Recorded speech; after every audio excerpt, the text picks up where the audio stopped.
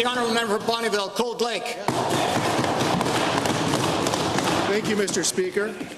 Recently, the Finance Minister repealed Sections 5 and 6 of the Alberta Investment Management Corporation regulation, which means that the qualifications required to become an AIMCO board member are non-existent within the regulation. Removing these qualifications erodes public confidence in the NDP government and could be seen as a way for the minister to appoint less qualified people of the NDP's friends. The minister needs to be cognizant that this is how cronyism starts. Why does the minister feel that it's necessary for him to meddle with the Alberta Heritage Trust Fund? Thank you, honourable member.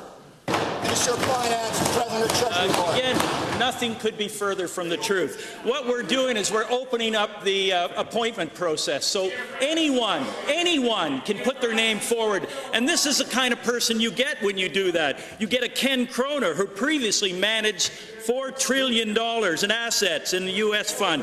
You get a person like Phyllis Clark, who was a former vice president and administration and CFO of University of Alberta. You get stellar people, and it wasn't before it changed. You know, we changed the process in September of 21st, 2016. These people were appointed more than 2 months later. So thank you, honourable minister.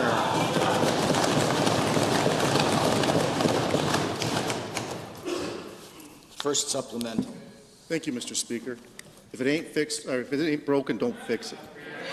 Given, Mr. Speaker, that it seems that there seems to be a lot of skullduggery going on within this government, and given that the financial state of the NDP government and recklessness, irresponsible spending, and debt accumulation habits are a deep concern for Albertans, and given that AIMCO was established as an independent body responsible for the Alberta Heritage Trust Fund, pensions, and other major funds, to the minister, why are you trying to erode the independence of this body? Honourable Minister. You know, that's, again, further from the truth than I can even imagine. But the opposition seems to think because we've allowed AIMCO to invest more money in Alberta, we're somehow interfering with AIMCO. We are helping Albertans, we are helping companies in Alberta get through this downturn by a portion of the Heritage Trust Fund going into good investments in this province. That's open, that's transparent, that's not interfering. And Mr. Ubelein quoted saying the same thing. Independence has not been encumbered. That's what Ubelein said. Second supplemental. Thank you, Mr. Speaker. He wouldn't have spoke at all had you actually not put his independence at risk.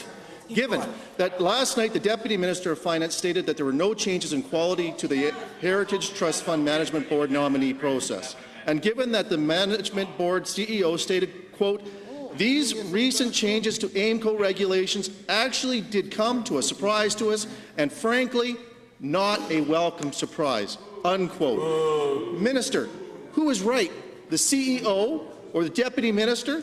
And why did you fail to consult with this important body within Alberta? Thank you, honourable member. The Minister of Finance.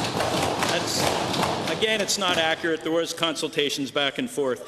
We have, you know, the process, because it's more open and transparent, is a problem for these people. You know, they don't want openness and transparency. They want to put their friends on different boards. We're not doing that.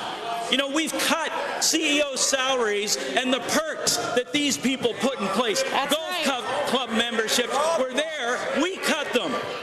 Mr. Speaker, we're not going to apologize for improving governance ever in this province.